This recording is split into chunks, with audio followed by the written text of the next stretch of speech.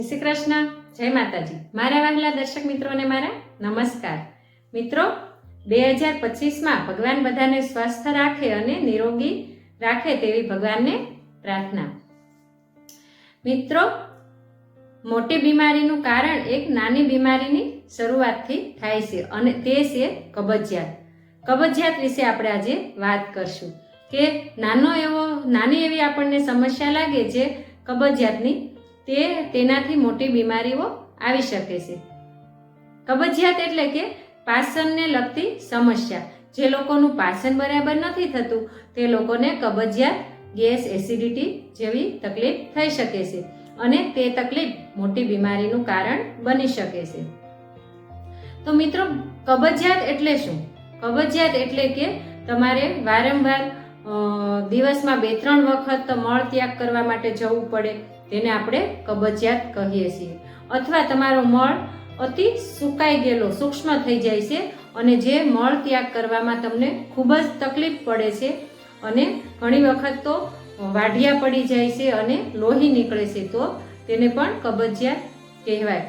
અથવા યોગ્ય સમયે ન જવું, ગમે ત્યારે દિવસમાં જવું પડે, તેને પણ કબજિયાત કહેવાય। અથવા કોઈ વ્યક્તિને એવી આદત હોય કે ચા પીવે કે બીડી પીવે કે માવો ખાધા પછી કે કંઈ પણ ખાધા પછી ટોયલેટ કરવા જવું પડે, તેને પણ કબજિયાત કહેવાય। તો મિત્રો, કબજિયાત એક એવી સમસ્યા છે કે મિત્રો, કબજિયાત એ એવી સમસ્યા છે, તે આપણને સાધારણ લાગે, તે આપણને ખબર નથી પડતી કે આપણને કબજિયાત છે કે નહીં, પણ જો આપણને અંદર કબજિયાત રહે છે તો એના કારણે મોટી બીમારી અથવા કોઈ મોટો રોગ થવાની શક્યતા રહે છે। કબજિયાતથી હરસ, મસા અને ભખંદર જેવી બીમારીઓ થઈ શકે છે। તો મિત્રો, કબજિયાત આપણા શરીરની અંદર છે તો આપણે સાવચેતી રાખી અને તેના યોગ્ય પગલાં આપણે લેવા જોઈએ અને કબજિયાતને આપણે જડમૂળમાંથી દૂર કરવો જોઈએ। મિત્રો, કબજિયાત થવાનું કારણ શું? તો જો પહેલા આપણા વડીલો હતા તે સવારમાં ઉઠી અને 1 લોટો પાણી પી અને શૌચાલય તેમને બહાર કરવા જવું પડતું, એટલે તેમને કબજિયાત ન થતો, કારણ કે તેઓ 1 લોટો પાણી પી અને થોડું હાલી અને બહાર જવું પડતું, એટલે તેમને કબજિયાત થતો નહીં। તો અત્યારે આપણને કબજિયાત થાય છે એનું કારણ છે કે આપણે જીવનશૈલીમાં આપણે બદલાવ કર્યો છે, કે આપણા ખોરાકમાં આપણે બદલ કર્યો છે, કે આપણે અતિશય વધારે પડતું મેંદાવાળું તીખું તળેલું ભોજન આપણે કરીએ છીએ, તેનાથી કબજિયાત આપણને થઈ શકે છે। પછી આપણે નાની એવી વાતોમાં આપણને ટેન્શન આવી જાય છે, ડિપ્રેશનમાં આપણે આવી જઈએ છીએ, તો તે પણ કબજિયાતનું કારણ બની શકે છે। અને આપણા શરીરની અંદર આપણે મહેનતનો અભાવ, શ્રમનો અભાવ, એના કારણે પણ કબજિયાત આવી શકે છે। તો મિત્રો, કબજિયાત આપણા શરીરની અંદર આવે નહીં અને કબજિયાત હોય તો એના માટે આપણે શું કરવું તેના વિશે હું વાત કરીશ। આપણી જૂની કહેવત છે કે જેનું પેટ સફા એના રોગ દફા, કે જેનો પેટમાં જેને ખરાબ ટોક્સિન કે ખરાબ કચરો જમા નથી પડ્યું રહેતું એને બીમારી આવે નહીં, અને જો આપણા બોડીની અંદર ખરાબ ટોક્સિન જમા પડ્યું હોય તો આપણને બીમારી આવવાની શક્યતા વધી શકે છે। તો મિત્રો, આપણે ટોયલેટ કરવા જઈએ અને એકી ઝટકે આપણને પેટ સાફ થઈ જાય તો કબજિયાત એને ન કહેવાય। કે જેમ ટ્રેક્ટરની લારીમાંથી વેકરો ઠલવાઈ જાય એવી જ રીતે આપણે મળ ત્યાગ કરવા જઈએ ત્યારે આપણા પેટમાંથી બધો મળ બહાર નીકળી જવો જોઈએ, એને આપણે કબજિયાત ન કહેવાય।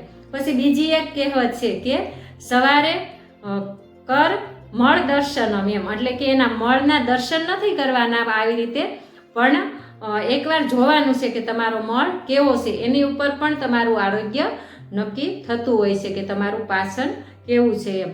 કે જો ઘણા લોકોનો મળ છે તો એ કુકડા આરે ચોંટી જતો હોય, ગમે એટલું પાણી નાખીએ ને, અતિશય ચીકણો હોય, ગમે એટલું પાણી નાખીએ તો પણ તે ઉખડે નહીં। ઘણા લોકોનો એવો મળ હોય અને ઘણા લોકોનો મળ એવો હોય કે પાણીમાં જતાં જ તે પાણીમાં ફેલાઈ જાય છે, અને ઘણા લોકોનો મળ એવો હોય જે પાણીમાં ઉપર તરે છે। જે લોકોનો મળ પાણીમાં તરે છે એનું આરોગ્ય અને એનું પાચન બરાબર થતું હોય, મળ છે એ પાણીમાં તરવો જોઈએ। તો એવી રીતનું મળ હોવો જોઈએ.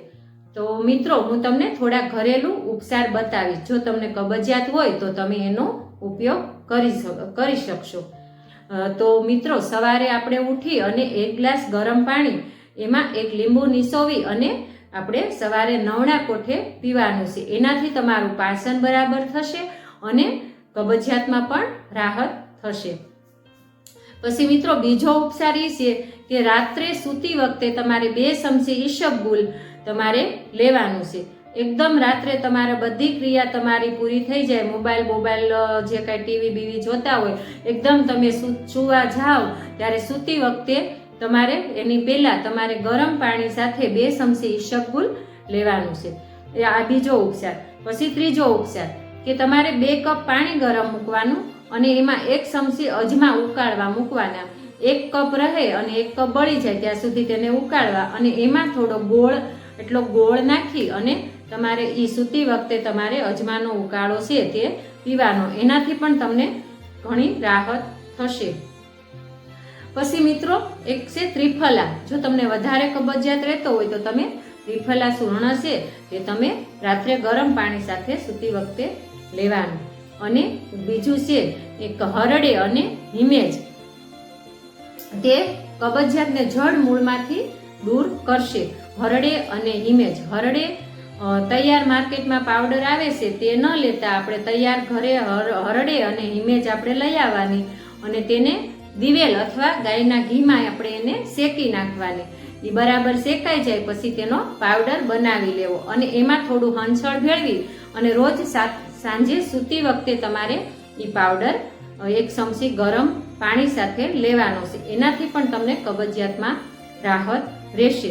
પણ મિત્રો આ ઉપચાર છે તે બધા તમારે 8 થી 10 દિવસ સુધી રેગ્યુલર કરવાના છે.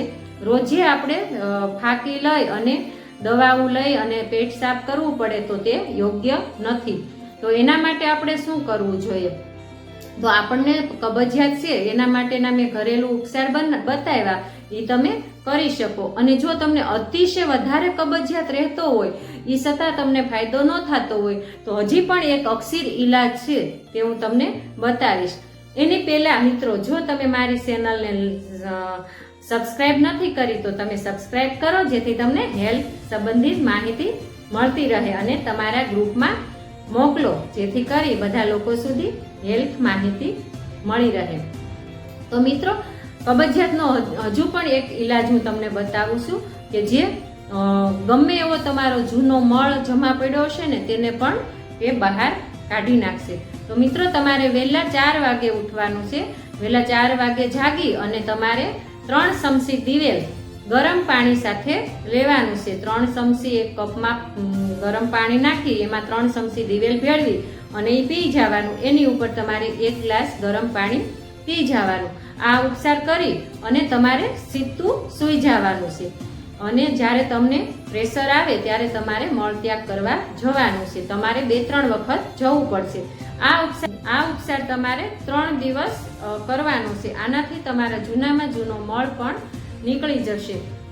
અને મિત્રો ખાસ એ વાતનું ધ્યાન રાખવાનું કે તમે જ્યારે આ ઉપચાર કરો છો ત્યારે તમારે આખો દિવસ ફક્ત સુપાચ્યક આહાર લેવાનો છે. સુપાચ્ય એટલે કે હળવો આહાર લેવાનો છે. ખીચડી અથવા વેજીટેબલ સૂપ એવું તમે લઈ શકો. જો આ તમે પાલન કરશો તો તમને બહુ સારો એવો લાભ થઈ શકશે. તો મિત્રો આપણે વાત કરી કબજિયાતની અને એના ઉપચાર વિશે. પણ મિત્રો કબજિયાત ન થાય એના માટે આપણે શું કરવું? તો આપણે આપણા જીવનશૈલીમાં આપણે બદલાવ કરવો ખૂબ જ જરૂરી છે. કારણ કે આપણો ખોરાક એવો થઈ ગયો છે, આપણો આહાર, આપણો વિચાર, આપણી રહેણી કેણી એમાં આપણે બદલાવ કર્યો છે, જેના કારણે આપણને કબજિયાતની સમસ્યા આવી રહી છે. તો મિત્રો કબજિયાત આપણને હોય અને કબજિયાતથી આપણે બચવા માટે આપણે થોડીક આપણા જીવનમાં આપણે જાગૃતતા લાવવાની જરૂર છે. તો મિત્રો આપણે કબજિયાત ન રહે એના માટે આપણે આપણા બોડીને જોઈએ એટલું પૂરતા પ્રમાણમાં આપણે પાણી પીવાનું રાખવાનું છે.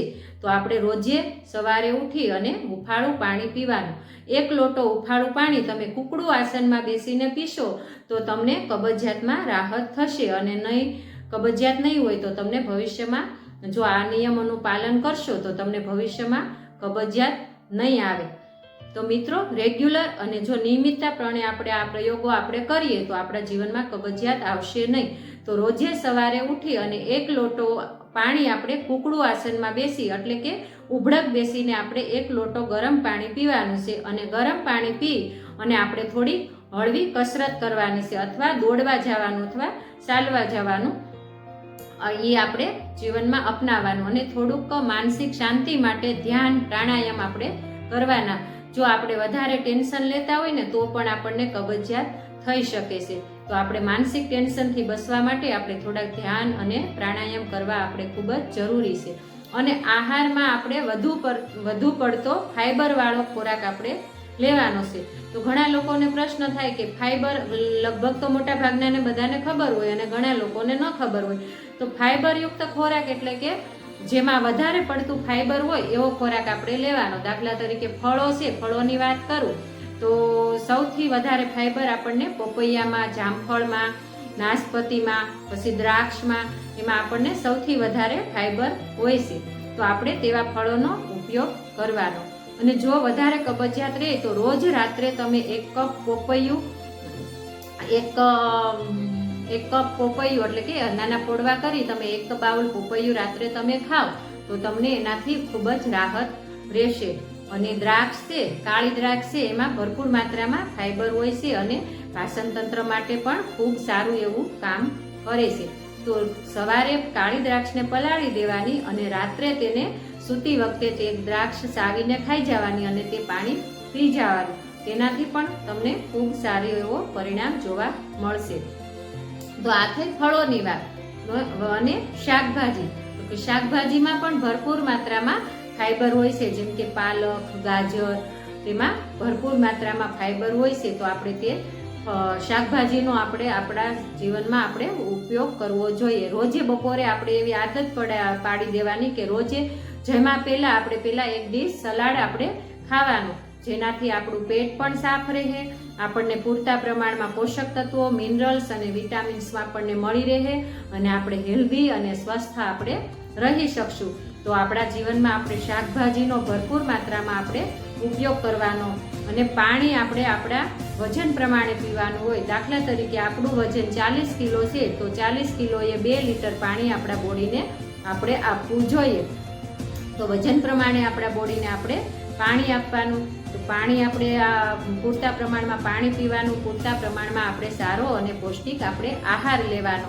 અને થોડી ઘણી આપણે હળવી કસરત કરવાની, ધ્યાન પ્રાણાયામ કરવાના. અને આપણે થોડા ખુશ રહીએ, આનંદમાં રહીએ તે રીતનું આપણે આપણી આખો દિવસ આપણે વિતાવવાનો. તો આપણે જો આટલા નિયમોનું આપણે પાલન કરશું તો આપણને કબજિયાત નહીં થાય. અને રાત્રે વહેલા સૂઈ જવાનું અને સવારે વહેલા જાગી જવાનું. તો આટલી મારી ટિપ્સ તમને કેવી લાગી તે મને જણાવજો. અને સારી લાગી હોય તો તમારા મિત્રોને શેર કરજો. ધન્યવાદ.